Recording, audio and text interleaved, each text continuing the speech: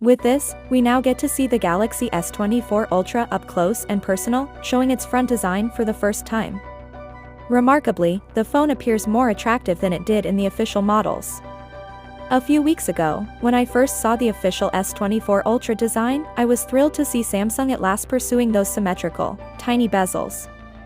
However, the titanium frame adjacent to it caught my attention as being noticeably thicker than the S23 Ultra's frame.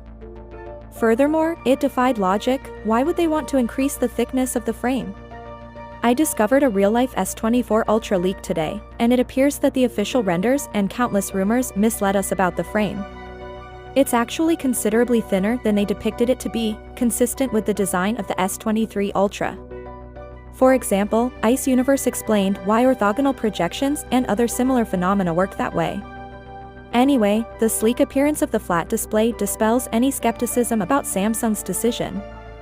The front of the phone looks fantastic overall, even with the selfie camera hole shrunk in size.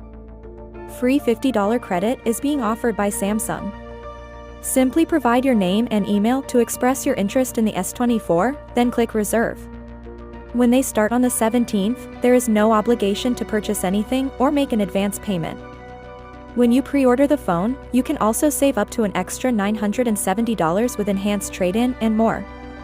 Next, Ice Universe notes that the One UI 6.1 software that comes pre-installed on the S24 Ultra is far more fluid and has better animations than the One UI 6 software that is now on the S23 Ultra. In relation to One UI 6.1, the software will let you to utilize 3 additional capabilities on the S24 lineup. Using this AI technology, users can compress films right in the gallery, which expedites the sharing process.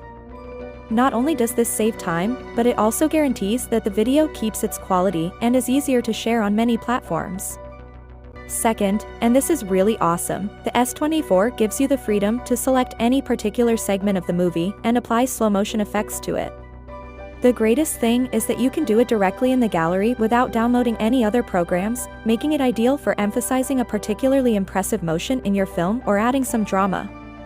Third, the phone has a browser assistance feature that makes use of artificial intelligence, AI, to highlight essential content, translate content, and provide you with brief summaries of the websites you are viewing. Finally, what are your thoughts about it?